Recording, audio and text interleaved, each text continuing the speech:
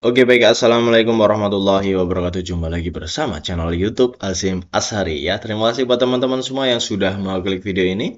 Semoga selalu dalam keadaan sehat walafiat tanpa kurang suatu apapun, dan dimudahkan segala urusan dan dilancarkan rezekinya. Oke teman-teman semua, kali ini kita akan mereaksi sebuah video yang berjudul Wah, Malaysia sampai kehabisan duit untuk mengusik bahasa Indonesia. Nah, seperti apa videonya? Mari kita langsung tonton saja, jangan kelamaan ya. Oke, jangan lupa subscribe.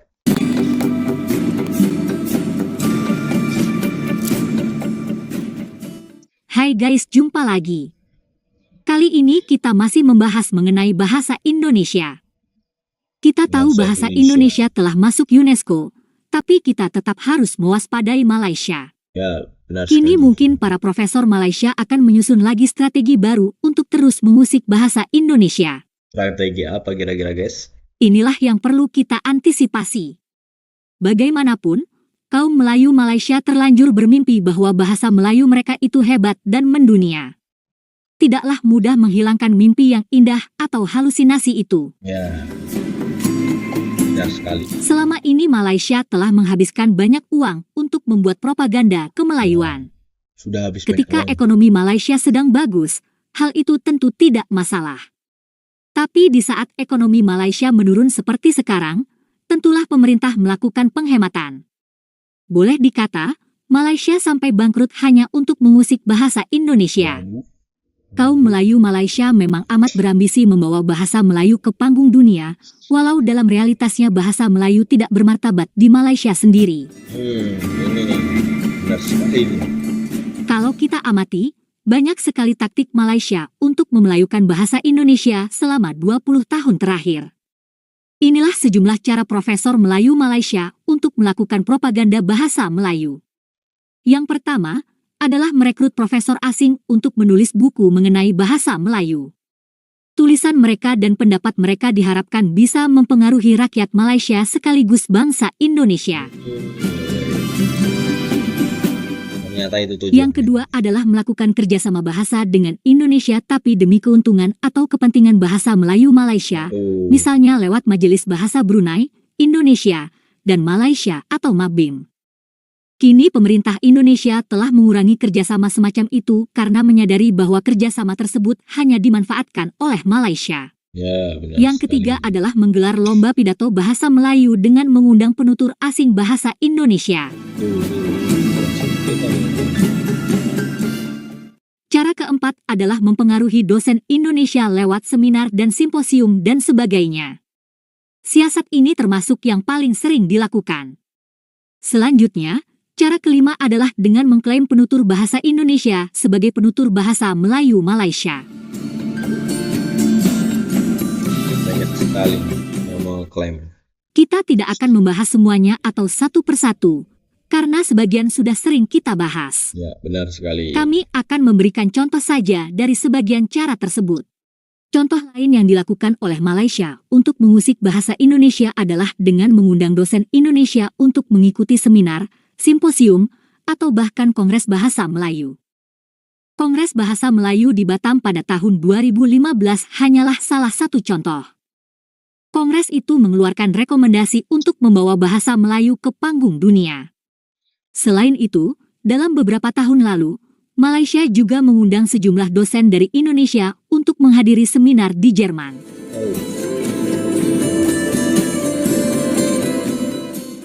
Kita mungkin akan terkejut karena seminar ini bertujuan menjadikan bahasa Melayu sebagai bahasa dunia. Marilah kita baca tulisan berikut ini. Judulnya terkesan heroik, yakni memperjuangkan bahasa Indonesia sebagai bahasa internasional hingga ke Jerman. Wow. Tapi laporan doktor dari Universitas Islam Malang ini sesungguhnya tidak mencerminkan perjuangan demi mengangkat bahasa Indonesia. Isi tulisannya sangat lucu karena bertolak belakang dengan judul. Dalam tulisan ini, si dosen mengklaim mewakili Indonesia dalam sidang memartabatkan bahasa Melayu di Jerman. Sekali lagi, ia menyebutkan bahasa Melayu, bukan bahasa Indonesia. Nah, ibu dosen lalu menyebutkan bahwa bahasa Melayu termasuk bahasa Indonesia, terus diperjuangkan agar bahasa ini menjadi bahasa internasional. Ibu dosen yang tampaknya menikmati lawatan ke Jerman itu juga memaparkan bahwa hampir setiap tahun para ahli bahasa, pengajar bahasa, dan pemerhati bahasa Melayu berkumpul di suatu negara untuk berjuang agar bahasa Melayu menjadi bahasa internasional. Nah, tahun ini acara diadakan di Frankfurt, Jerman.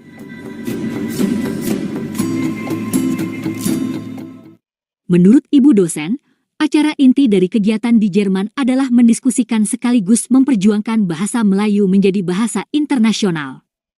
Ia juga menjelaskan bahwa kegiatan tahunan ini dipelopori oleh Universitas Pendidikan Sultan Idris Malaysia atau UPSI dan didukung oleh negara-negara pemakai bahasa Melayu khususnya di Asia Tenggara dan sekitarnya, serta negara-negara pengkaji dan pengembang bahasa Melayu di seluruh dunia. Kegiatan tersebut, menurut ibu dosen dari Malang itu, dibuka oleh Konsulat Jenderal Malaysia di Frankfurt dan ada sambutan dari pihak Goethe Universitas. Adapun pembicaranya antara lain Profesor Art Graf dari Goethe Universitas. Ia mempresentasikan makalah dengan judul Malay Linguistics and the Challenge. Presentasi berikutnya oleh Profesor Koh Yang Hun dari Hankook University of Foreign Studies, Seoul, yang banyak mengupas tentang pengajaran bahasa Melayu Indonesia di Korea. Pemakalah yang lain adalah Mahzan Arsyad dari UPSI, yang membahas tentang pengukuran keterampilan bahasa Melayu bagi warga asing. Pada hari kedua, ada juga Datuk Awang Sarian yang saat itu menjadi Ketua Pengarah Dewan Bahasa dan Pustaka Malaysia. Ia membahas tentang pemartabatan bahasa Melayu di peringkat negara dan antar bangsa. Ibu dosen juga melaporkan bahwa, pada hari-hari terakhir di Frankfurt, mereka menghabiskan waktu untuk jalan-jalan di Frankfurt. Ia menggambarkan bahwa baru kali ini mereka berjalan-jalan dengan petinggi Malaysia seperti Datuk Awang Sarian, Sanat Nasir, Mahzan Arsyad, Hashim Musa, dan Siti Saniah Abu Bakar dan teman-teman dosen dari berbagai perguruan tinggi dengan naik kereta api yang nyaman. Menurut ibu dosen, hal itu merupakan pengalaman yang tak terlupakan. Begitulah, mungkin pengalaman di Jerman itu memang tidak terlupakan. Tapi ibu dosen sepertinya telah melupakan bahwa nama bahasa Indonesia telah diangkat dalam Sumpah Pemuda pada tahun 1928. Dan dalam Undang-Undang Dasar 1945, nama bahasa Indonesia sebagai bahasa negara juga tertancap kuat. Pertanyaannya, kenapa ibu dosen memperjuangkan bahasa Melayu dan bukannya bahasa Indonesia? Pertanyaannya, kita tinggalkan dulu ibu dosen yang terlena hanya karena bisa jalan-jalan ke Jerman. Selanjutnya kita simak lagi penuturan Profesor Mahsun mengenai cara-cara Malaysia untuk memelayukan Indonesia, termasuk mengklaim bahasa Indonesia. Isu kemelayuan ini saya tangkap pada tahun 2013, sebelum penyelenggaraan semacam Olimpiade Festival Tamadun Melayu di Kepulauan Riau sana. Saya datang sebelumnya mengikuti seminar awal.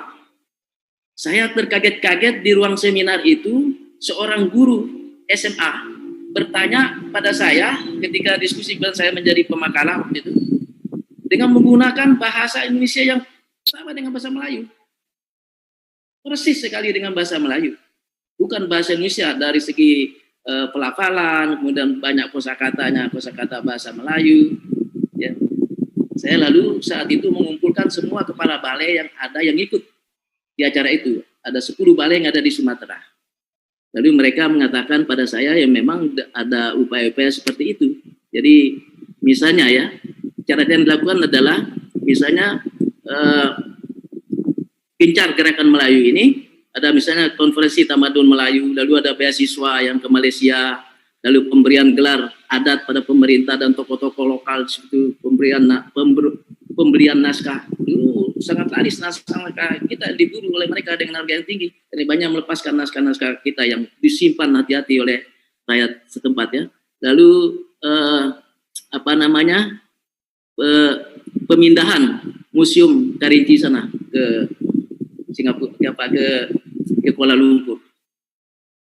Jadi ada persoalan di sini. Kita bersaing dengan negara yang kita kenal, ya, Malaysia.